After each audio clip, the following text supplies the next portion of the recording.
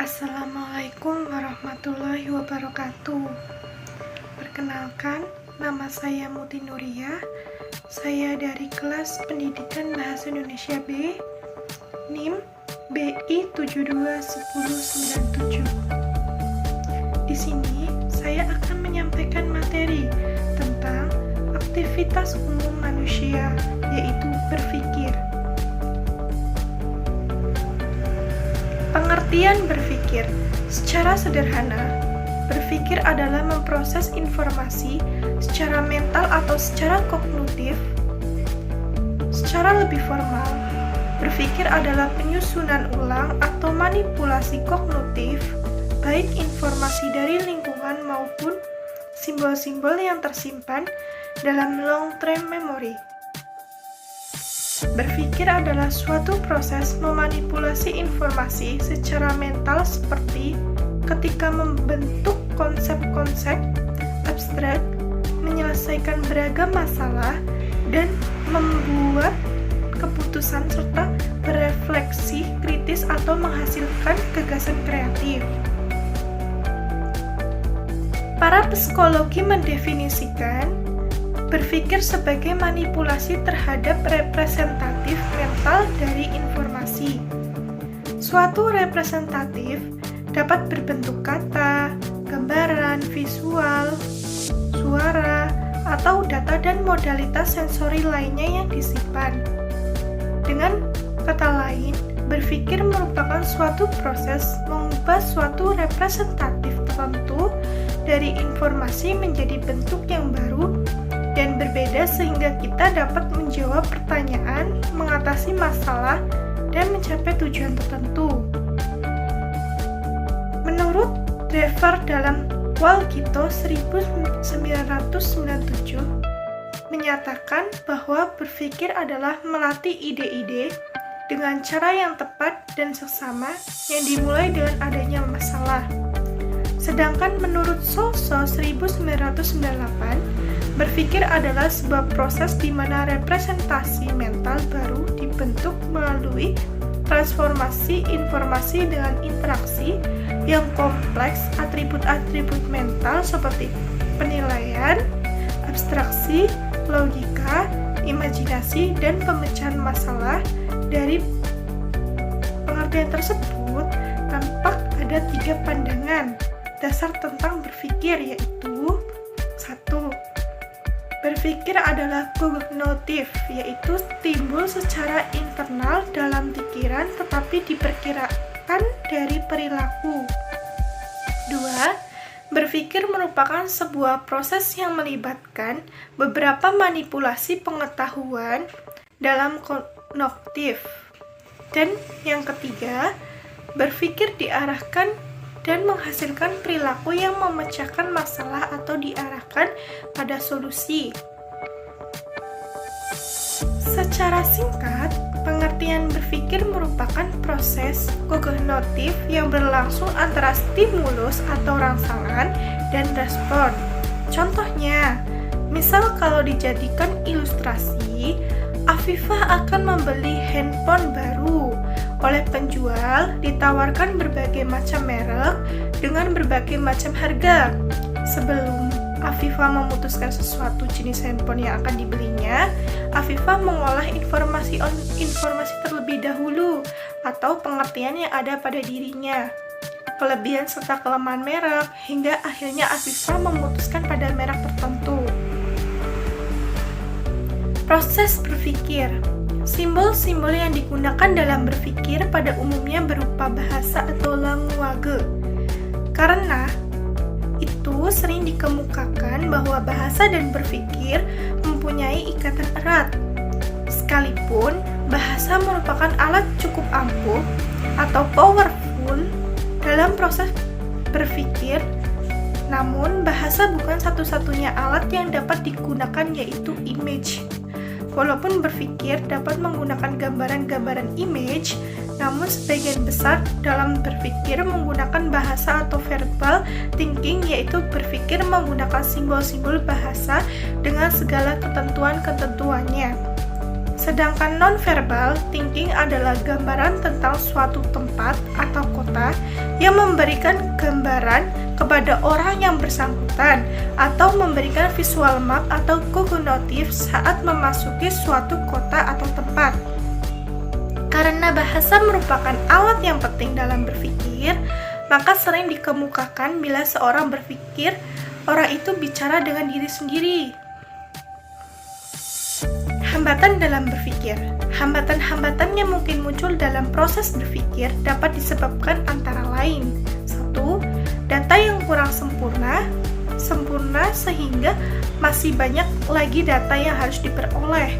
2. Data yang ada dalam keadaan confused, data yang satu bertentangan dengan kata yang lain, sehingga hal ini akan membingungkan dalam proses berpikir. Kekurangan data dan kurang jelasnya data akan menjadikan hambatan dalam proses berpikir seseorang, lebih-lebih kalau datanya bertentangan satu dengan hal yang lainnya. Karena itu, ruwet tidaknya suatu masalah, lengkap tidaknya data akan dapat membawa sulit tidaknya dalam proses berpikir. Di dalam Al-Quran juga disebutkan faktor terpenting yang menjadi hambatan proses berpikir, yang akhirnya menghalangi pengungkapan kebenaran serta solusi yang tepat, yaitu 1. Berpegang teguh dengan pemikiran lampau. 2. Tidak memiliki keterangan yang memadai. 3. Mengikuti hawa nafsu dan terpengaruh dengan kecenderungan jiwa. Berpikir terbagi menjadi 4 macam, yaitu 1. Berpikir positif. 2. Berpikir negatif. 3. Berpikir kritis. 4. Berpikir kreatif. Pengertian yang pertama adalah berpikir positif. Berpikir positif adalah cara menghadapi suatu masalah dengan mengambil hikmah di balik masalah yang dihadapi, sehingga tidak menimbulkan konflik atau pertentangan. Dan masih banyak lagi definisi atau pengertian tentang berpikir positif yang jika semua mengarah kepada suatu keadaan atau kesediaan untuk menerima masalah yang dihadapi agar tidak terjadi perselisihan yang lebih mendalam. Berpikir positif merupakan suatu kesatuan yang terdiri dari 3 komponen, yaitu muatan pikiran, penggunaan pikiran, dan pengawasan pikiran.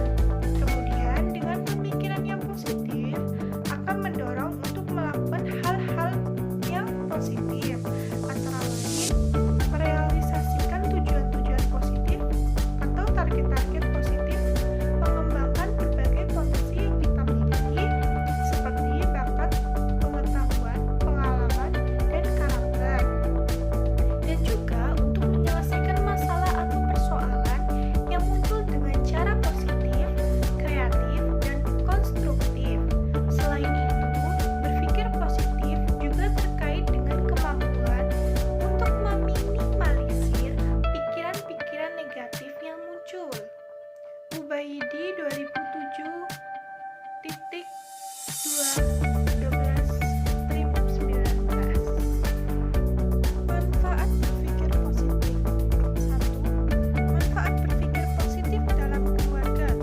Keluarga adalah unit terkecil dalam masyarakat seperti ayah, ibu, adik, dan kakak.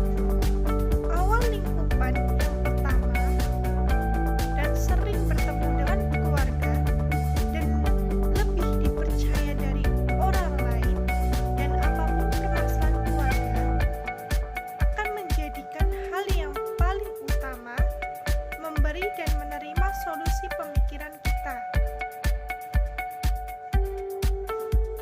Salah satu berpikir positif di lingkungan keluarga adalah saling berdiskusi tentang hal apapun, baik suka atau tidak suka, dan menjadi permasalahan itu diarahkan dengan cara berpikir positif untuk mendapatkan jalan keluar yang lebih baik.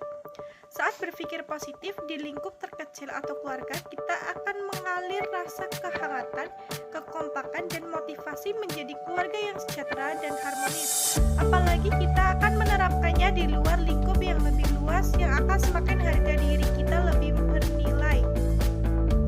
Yang kedua, manfaat berpikir positif dalam karir. Siapa yang tidak ingin mendapatkan karir yang cemerlang? Bukankah semua orang sebenarnya ingin sekali mendapatkan karir cemerlang? sikap kita untuk menjembatani karir tersebut dengan cara yang memang tidaklah mudah. Diperlukan pengetahuan, pengalaman, bekerja keras dan kerja cerdas, mengembangkan kreativitas atau imajinasi menjadi prestasi, menjaga tingkah laku sesama rekan kerja, dan semua itu jika kamu sadar terdapat dari dalam sikap positif kita yang harus selalu diasah atau dilatih. Cara meningkatkan berpikir positif.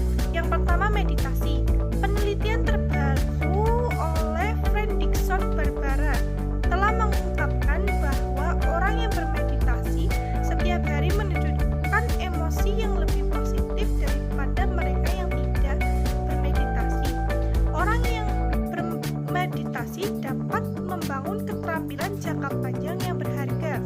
Misalnya, saat penelitian selama 3 bulan, orang yang meditasi untuk mendapatkan dampak yang dirasa ketika meditasi ialah orang yang tersebut bermeditasi setiap hari menunjukkan meningkatnya rasa perhatian, tujuan hidup, dukungan sosial, dan penurunan gejala penyakit. Yang kedua, olahraga. Olahraga rutin selama 30 menit memberikan efek positif dan badan merasa lebih kuat dan ringan. Hasil penelitian menunjukkan bahwa wanita yang berolahraga selama 30 menit memiliki peningkatan yang signifikan terhadap sudut pandang para wanita pada pencitraan tubuh dibandingkan dengan mereka yang tidak berolahraga.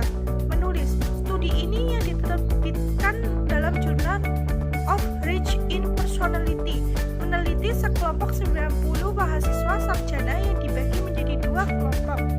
Kelompok A mencatat pengalaman yang sangat positif setiap hari selama 3 hari berturut-turut. Kelompok B menulis tentang topik sehari-hari. Lalu 3 bulan kemudian, siswa yang menulis tentang pengalaman positif memiliki tingkat suasana hati yang lebih baik, lebih sedikit kunjungan ke puskesmas, dan lebih sedikit mengalami penyakit. Ini mewujudkan kesehatan yang lebih baik terasa hanya kepada mahasiswa yang menulis selama 3 hari tentang hal-hal positif. Pengertian yang kedua adalah berpikir negatif. Berpikir negatif adalah pola atau cara berpikir yang lebih condong pada sisi-sisi negatif dibanding sisi positifnya. Pola pikir ini bisa tampak dari keyakinan atau pandangan yang terucap, cara seseorang bersikap, dan perilaku sehari-hari. Karena sisi negatif lebih dominan, tidak heran jika cara berpikir seperti ini dipenuhi sikap a priori, prasangka, ketidakpercayaan, kecurigaan, dan kesangsian yang seringkali tanpa dasar atau tanpa nalar sama sekali. Pola pikir negatif juga tampak dari cara seseorang memandang atau merespon persoalan yang seringkali mengabaikan rasionalitas, logika, fakta, atau informasi yang relevan. Dampak buruk dari mudahnya kita berpikir negatif: sulitnya kita menerima pendapat orang lain, sulit menerima hal baru, sulit bersosialisasi, sering muncul sebagai pribadi yang kurang menarik untuk diajak kerjasama. Nah, itu dampak buruk dari kita berpikir negatif. Ada 4 ya. Penyebab utama pikiran negatif menurut Power of Positivity yaitu 1. Ketakutan akan masa depan, 2. Kecemasan akan masa kini, 3. Malu akan masa lalu. Cara untuk menghilangkan pikiran negatif. Mengenali pikiran negatif yang muncul, mencatat pola dan area pikiran negatif, menyediakan alternatif untuk pikiran negatif tersebut, memberikan afirmasi terhadap diri kita sendiri, berteman dengan orang-orang yang memberikan suasana positif, menjalani gaya hidup sehat, belajar untuk meditasi. Nah, itu adalah cara untuk menghilangkan pikiran negatif. Di situ ada 7 caranya. Yang ketiga, pengertian dari berpikir kreatif. Berpikir kreatif adalah sebuah proses yang mengembangkan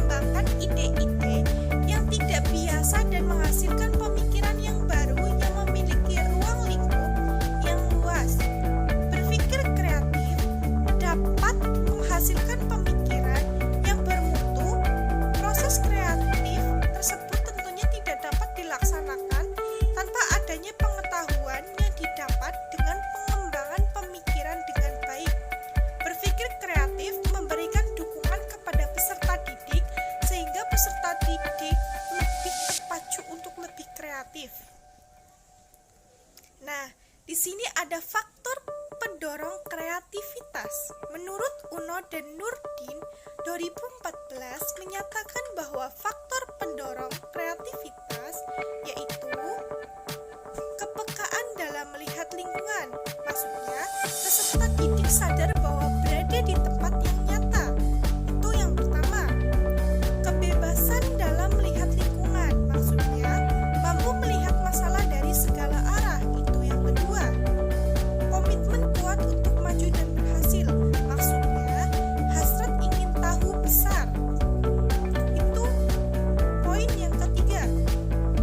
Optimis dan berani mengambil resiko. Maksudnya, suka tugas yang menantang. Poin yang keempat. Ketekunan untuk berlatih. Wawasan yang luas. Itu yang kelima.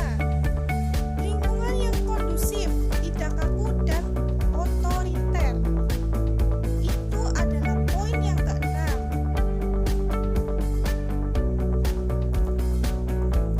Dan yang terakhir, pengertian dari berpikir kritis.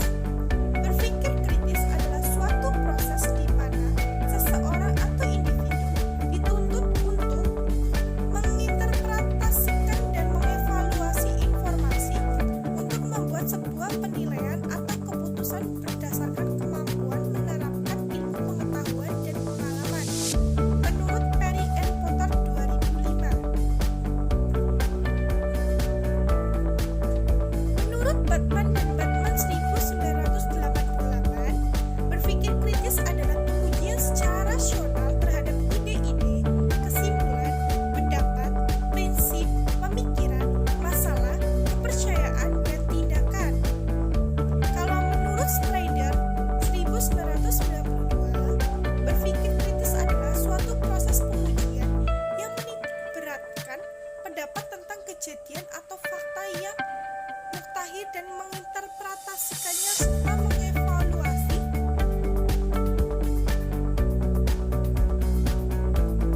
pendapat-pendapat tersebut untuk mendapatkan suatu kesimpulan tentang adanya perspektif atau pandangan baru. Sekian presentasi dari saya. Bila ada kesalahan atau kekurangan, ya mohon dimaklumi ya, karena saya masih belajar, saya masih butuh bimbingan. Dan maaf juga kalau presentasi tadi ada yang salah atau dari pengucapan, perkataan, saya minta maaf. Sekian ya dari saya. Wassalamualaikum warahmatullahi wabarakatuh.